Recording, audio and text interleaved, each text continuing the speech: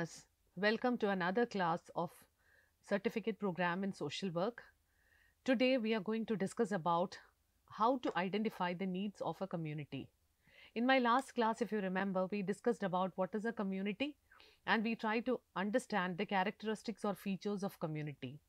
Now let us see how to identify the needs.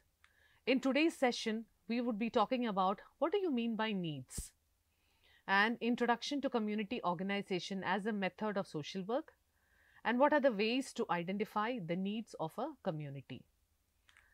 Now let us see the previous session, taking forward, communities are social groups bound by geography, culture or interest. We know that a group of people residing together in the same geographic location and they interact with each other.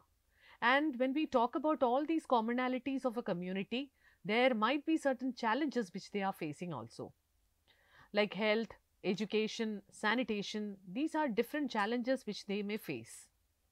Now, as a social worker, how to identify their needs, how to help them to find a solution, that is our job. And we have to use very many methods and different techniques to identify the needs, how to locate the resources, and or how to map the resources and go ahead. The main purpose is to understand what communities lack. What are the basic facilities or what are the facilities that they lack in the community is a major concern for any social worker. And the next part is how to organize them. Once you identify what are the problems in the community, then you will have to find are there resources available, and then you will have to organize them to help the community people. Now we have to understand what are needs. This is a very common concept that we try to understand in every perspective. Gap between current reality and a desired situation. If I am residing in an urban area and we do not have access to good transportation facility, that has become a need. The current reality is that we don't have good access to transportation facilities or fairly okay access to transportation facility. Now the desired situation is I need a better transportation situation in my locality. So that's why I was saying that it's a gap between current reality and the desired situation. Now all unmet needs are problems and these problems are to be solved. And for solving this problem, resources are required, that has to be provided, that has to be identified, that has to be organized. Let us take for instance, if there is no clean drinking water in a locality, it may create some health consequences. So drinking water and health both are the needs of the people. Now let us look into what are the different types of needs. Now you might be wondering why different types of needs? Needs would be similar. No, from a social worker's perspective, it is different. Like there are felt needs, there are express needs, there are normative needs, there are comparative needs. Let us take this one by one. Say for example, I am representing a UN organization and I am coming to your locality and asking you, what are your needs? What do you lack in this community? Then you will start with that, madam, we do not have drinking water facility, we do not have food, we do not have shelter, we don't have access to school, we don't have access to hospitals, we don't have proper transportation facilities, the climate is not so good. You would be telling me n number of needs. A gamut or a plethora of needs would be shared by your community. The needs which are expressed by you, that is called the express needs. That is, there is a demand of these services. So the express needs is one category. Now the felt needs. I cannot satisfy the needs of all the people in the community. You are giving me a list, as I mentioned, a plethora of needs. How will I address with a minimalistic amount that is given to me by my organization? I will have to find what are the real needs of the community. When you get all these needs, you will prioritize the needs, you will try to rank them on the basis of the demand, and then you will start putting ranking or giving a priority list, that is point number 1 or rank 1, it is we lack proper drinking water facility. because you found a lot of health issues in the locality, especially communicable diseases. Secondly, you thought the sanitation facility is very poor. Again, that is getting connected to the communicable disease situation there in the locality. Then you are pointing that as in second number, so rank 2. The needs which are expressed by the people and analyzed and prioritized on the basis of its demand, they are the real needs or the felt needs of the community. So express needs are, you have expressed your concern, you have expressed your demand that this is what we need. That could be many, but then you will have to cut down, you will be filtering that based on the real situation, the high demand of certain needs. Those are the real needs or the felt needs. I'm not denying the fact that others are not needs, but then considering the time which is given by a donor organization, considering the health situation or considering the local scenario, you may have to find the exact need that is the real need of the community. Then the third is normative needs which are identified by the expert. For example, literacy benchmarks. So if you want to say some people they are literate, they are educated, then the people or the experts in that particular area, they will give an identified benchmark. They'll give a benchmark. Those are normative needs based on the norms. Just like, qualification, you need to have an MSW to get a license. You need to have a BSW degree if you want to get a license. So these are identified by the experts, that comes under the category of normative needs.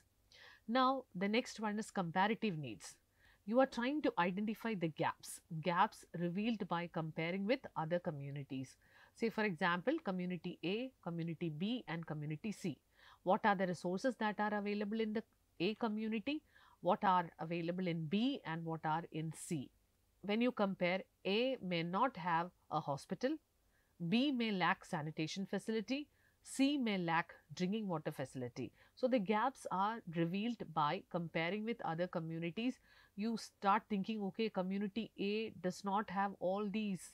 When you compared it with B and C, the same happens in the case of community B also.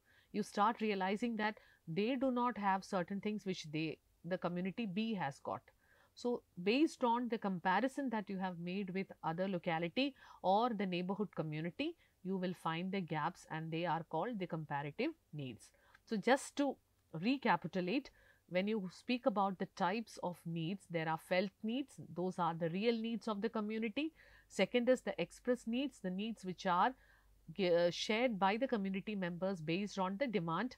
Third is the normative needs identified by the experts. And the fourth one is the comparative need. You are identifying the gaps revealed by comparing with other communities. Now, when we speak about identifying the needs of the community or to work in the community, it is pertinent to know about community organization.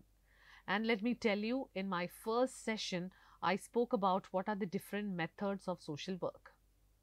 Recalling that primary method of social work, I wanted to tell you, I am going to briefly explain about community organization here, because now you are going to work in the community as a community worker or as a community social worker, or maybe as a community organizer or as a resource mobilizer. This is one of the primary methods of social work, or a direct method of social work where you are going to work directly with the community. Now here, this is a method which unites people to solve their shared problems. All the members in the community might be facing the same problem. We are trying to put them together. They come together as a collective force to work and to make change in the community.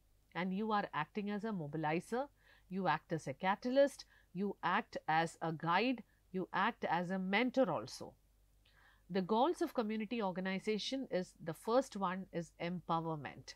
You are trying to empower the people in the community. It could be any category, it could be the community as a whole also.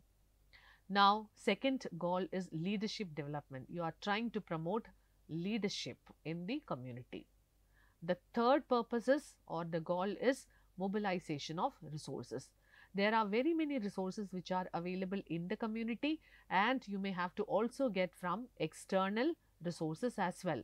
So, how to mobilize it? It is not easy to mobilize the resources. You need to have certain skill, you need certain techniques to mobilize and then to work with them. So, it's all about helping people to help themselves. We are helping the community people to help themselves as a collective force. Now, I would like to speak about a definition of community organization. This definition is given by Murray G. Rose.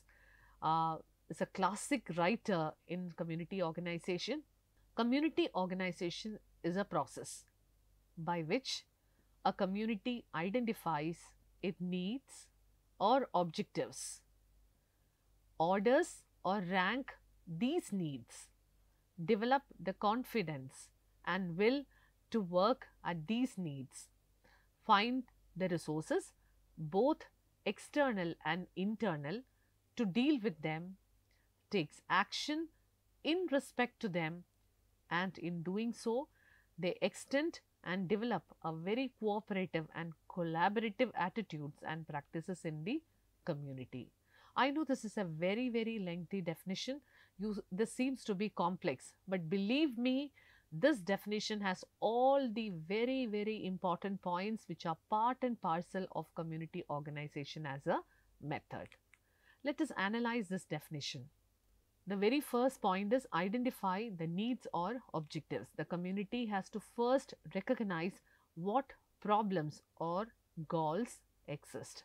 They'll have to identify what are the problems that they are facing. As I mentioned earlier, they would be trying to find out, it could be a problem of sanitation, it could be lack of drinking water, it could be access to education, access to hospital facilities, access to transportation, then access to even toilets also. All these could be problems. Now, after identifying the needs or what are the objectives, you have to prioritize that. Prioritizing means order or ranking them on the basis of its importance or demands, which stand at the top, which problem you need to address first. So, that's how you prioritize the needs. The third is developing will and confidence. You have to build motivation and willingness among the community members to act. Because last session, while discussing about community, I have mentioned about PRA, PLA, those kind of techniques, or RRA also. When it comes to RRA, that is Rapid Rural Appraisal, community people were not part of it.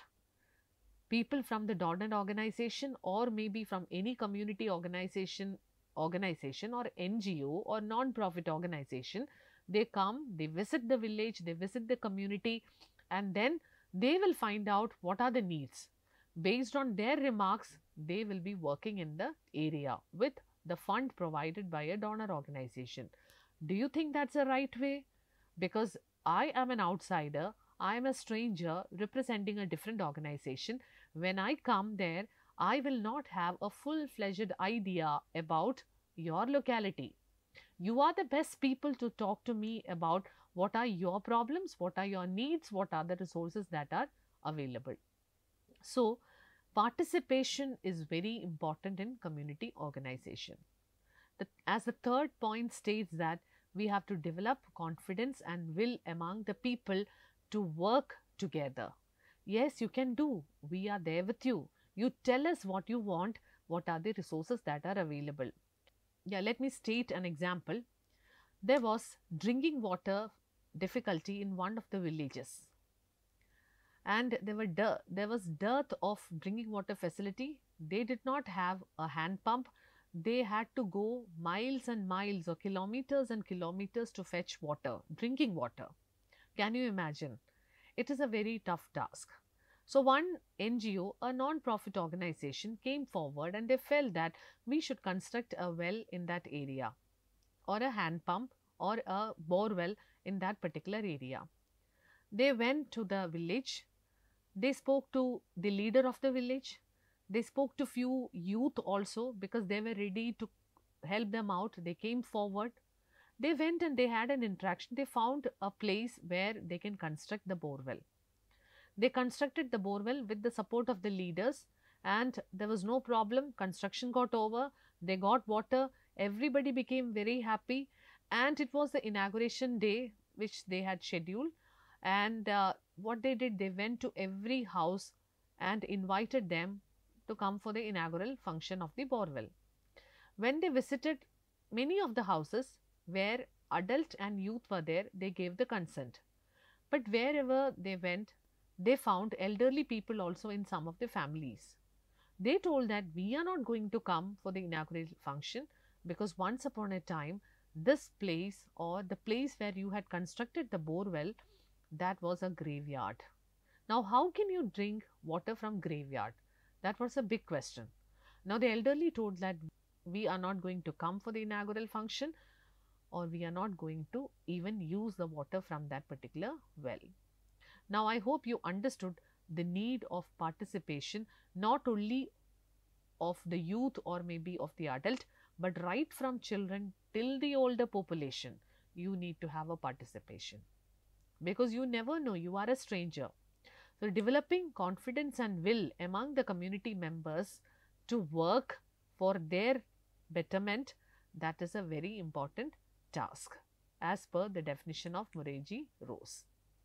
Now, once you have developed that will and confidence, next come you have to mobilize the internal and the external resources. How do you identify the internal resources? How do you identify the external resources? So, internal resources are local skills, funds, manpower. External resources includes the government support, the NGO support, all the resources that you are getting outside the community. Now, it is a very, very important task for the social workers and the community members or the capacity building officers to find out the resources. You have identified the resources. Now, take action, implement the programs and initiatives to address the needs.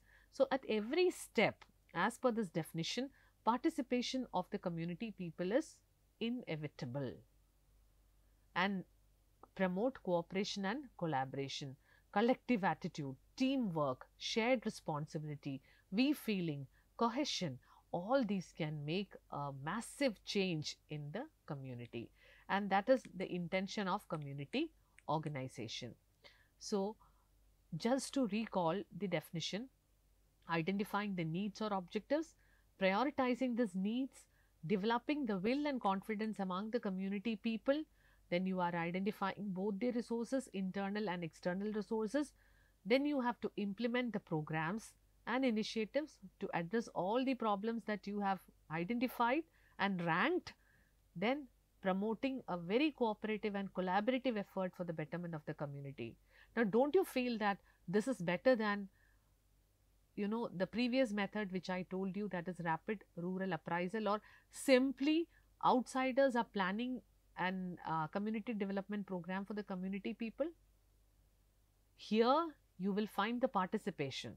Community organization emphasize the participation of community members in all the decision making process as well as implementing the projects and the programs.